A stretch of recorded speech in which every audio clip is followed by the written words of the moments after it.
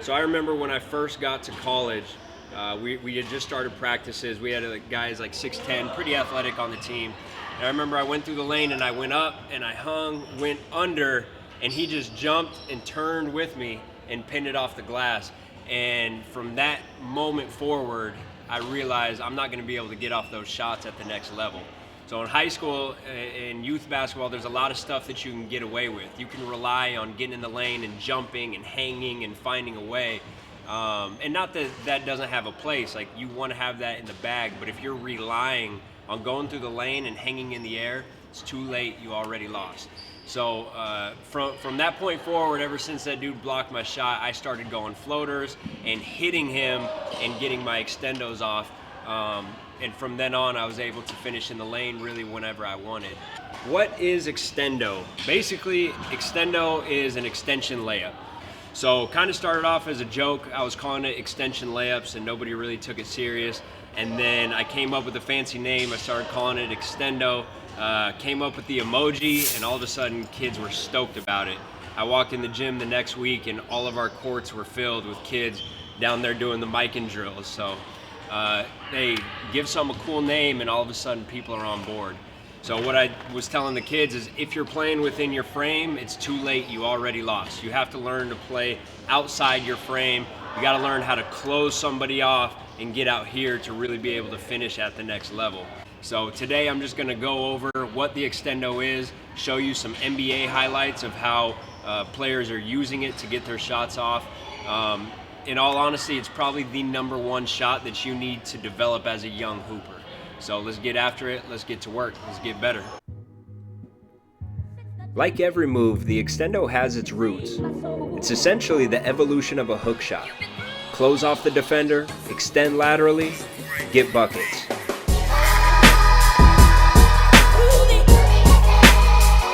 Assist into Parker and Vibe. Every generation of hoopers tends to imitate and then innovate. So the principles of the traditional hook remain the same, but the way it's used is where the player's innovation comes into play. For now, I'ma shut up and just let you be a visual learner. I got a good breakdown in a few minutes, so I'll circle back.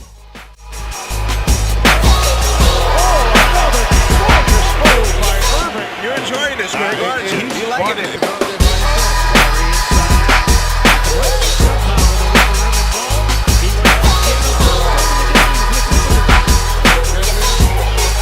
Which allows the drive down the lane.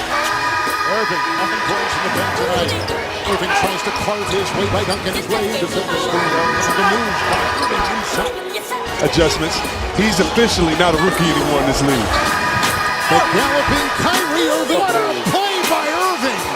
He gives you a move. Performance out of the gate after the All-Star break. Irving count it and one. You see that strength of Kyrie Irving though? Like he initiated the contact.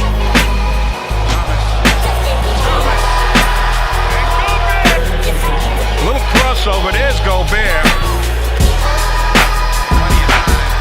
In the forecourt, changes hands, takes it to the basket for two.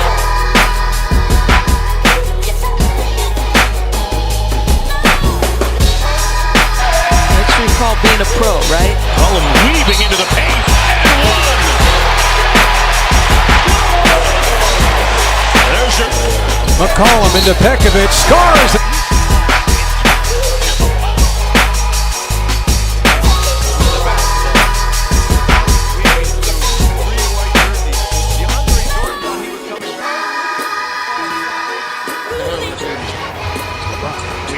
Another sweeping hook. Final 5 seconds. Going to work. LeBron James hooks. Got it! He did it with 1 second left! Extendo rule #1, stay closed off. So staying closed off basically means if I have a defender riding with me here and I open up and turn towards him, I'm gonna get that block. So staying closed off means chest to baseline. So if the defender's here, I'm chest to baseline, ball's out laterally, so he has to go over my shoulders to block that shot. So in this clip, Curry goes up against one of the most athletic bigs in the league.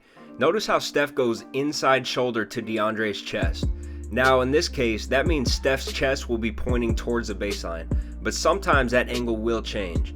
For example, here, Nash hits the reverse, so he still aligns inside shoulder to defender's chest, but since it's a reverse lay, his chest faces the opposite direction. Different situation, but the principle remains the same. Inside shoulder to defender, extend laterally to finish. Now in this example, I use an exaggerated close-off, which can be beneficial sometimes. Notice here I pointed my inside shoulder to the rim instead of to the defender's chest. When defenders try to block your shot by sliding in front of you instead of going over you, this exaggerated turn can be very beneficial. Extendo rule number 2 is you gotta hit first. So when we drive the lane, we gotta be the ones that hit. Now you can hit on the ground or you can hit in the air depending on the situation. Now let me clear something up on that real quick.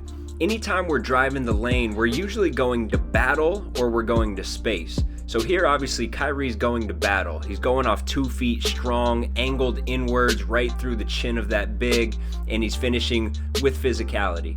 Now in these clips you'll see Steve Nash actually avoids contact and just finds open space. Neither of them are right or wrong, it just depends on the situation. Now on this extendo, I actually created space without getting physical. Notice my last step was long, slow, and directly towards the defender. By claiming space with that step, I altered his jump pattern and timing, which gave me the extra inch I needed to get that shot off. But for now, let's focus on learning how to go to battle and use our physicality for that extendo. So if you're gonna hit in the air, it's much better to go off 2 because we have a wider base and we're more stable, or go off the outside leg. So if I were to go off the outside leg, I'm already directing force inwards. So I'm jumping in, and as the big jumps, I'm gonna hit him, which is gonna knock him back, which then gets my separation for that lateral extendo. Okay, so hit in the air, that's one option. The other option is hit on the ground.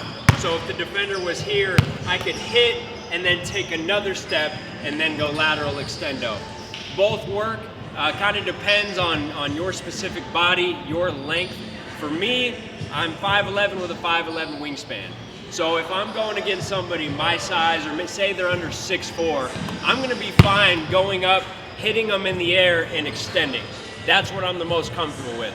Now, if I go against a 7-footer with bounce and I hit him in the air, even if I get good extension, he's still probably gonna be able to block that. So if you're above 6'5", for me, if I'm driving the lane, I'm gonna hit you first on the ground to get you knocked back, and then I'm gonna take another step for more separation. So let's take a look at hitting on the ground first. For this, there's no one better to study than James. He really has this down to a science. Now notice when James hits you on the ground, he gets you off balance enough to where you can't even jump. And if you can get off the ground, at the very least you're jumping backwards and you can't elevate vertically to block his shot. So now let's take a look at how to hit in the air and finish with contact. So here James goes off outside foot like I talked about before. So he takes off left foot, finishes left hand, he hits the big mid-flight, and that drives the big backwards, which gives him enough separation to finish his shot. Here's another great example of how to go to battle with that outside foot takeoff. Here, Kyrie initiates the contact at takeoff, and notice that inside angle that he has. This allows him to hit the defender with a lot of force, which drives Danny Green backwards. Now, I know what a lot of you are thinking. If you're hitting the defender with a lot of force, isn't that an offensive foul? The answer is no, but let me explain why. So how we hit is just as important as when we hit. So if I'm going through the lane and I dip my shoulder, offensive foul. If I'm going through the lane and I get him on the forearm and extend, obviously offensive foul. I gotta hit as hard as I can with my upper arm. So in between tip of my shoulder and elbow, I gotta hit as hard as I can there. Since we're not dipping, we're not gonna get the offensive foul. All right, we're back.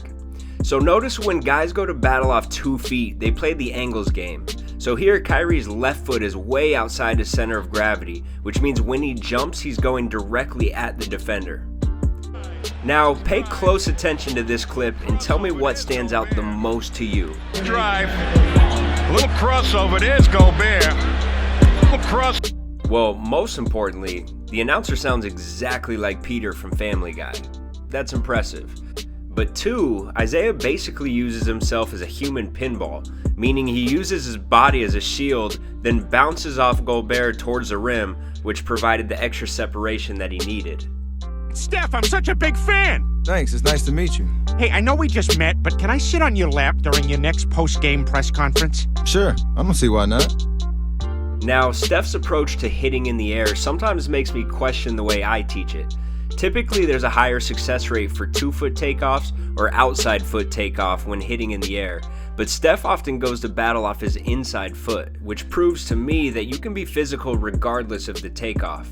AKA, if you're only working on one style of takeoffs, you're probably limiting your extendo bag. Yay, I'm learning bad lessons. Extendo rule number 3 is stay protected. So as soon as we hit, we got to find a way to buy ourselves a little extra lateral separation. So one way, the conventional way, is right here. Now, kind of kills fluidity. So you don't see many guards coming through the lane and going there. Is it effective? Yes. But you see this a lot more with like stationary hooks, like a big going there. And the way that you see most NBA guards do it is they'll hit and then they'll go here. So it's hit here as an arm bar, because look at that. I now have 12 inches of extra separation because their body is here and I'm out here compared to being in there.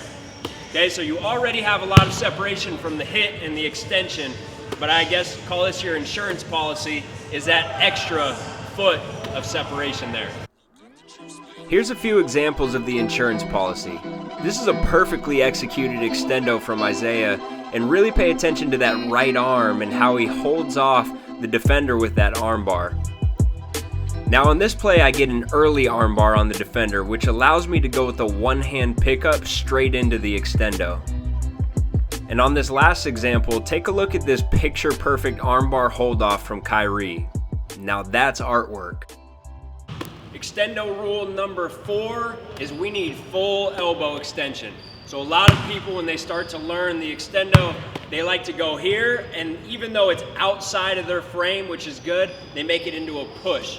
We do not want to make it into a push. We want to go full elbow extension, and it's more of just a hook shot.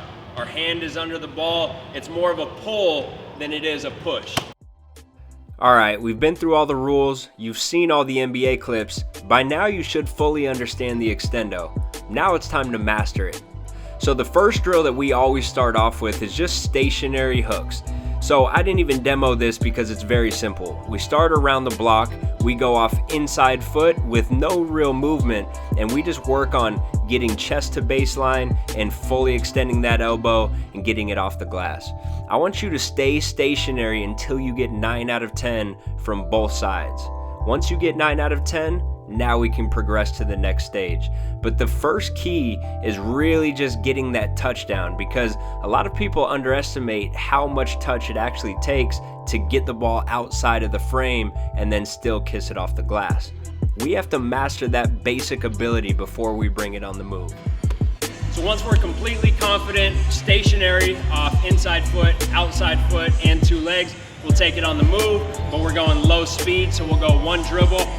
To get our reps up, I like to do the Mikan drill, but we just extend it a little more. So I'll take it out here, and hit here, and hit over and over and over again. Once I'm 90% there, I can take it a little higher speed. So I might go from the free throw line and just go boom, outside, inside, 2 feet, every different angle, high, low protection. Once we're 90% there, we might take it to the 3-point line and then to the NBA 3, and then eventually out of transition. Now, once we master that in the block practice setting, we go to more randomized, where now we're switching it up every single rep. Low speed, high speed, 1 foot, 2 foot. Then we'll start adding a defender. A million different ways to go about it. At the end of the day, once we master the touch and the mechanics of the extendo, we got to go out and find defenders that are bigger, stronger, faster than us. Only way that you truly develop the real habits that you need for this move is playing against bigger guys. All right, guys, that's it for the extendo tutorial. Make sure you tag me on Instagram, I'll be posting your videos, your Extendo highlights, so make sure you send them to me. Make sure you're working on the Extendo every day. All right, remember what I said before, develop the shots that are gonna work at the next level. Okay, wherever you wanna play, you gotta start developing shots for that level, and Extendo is one of them.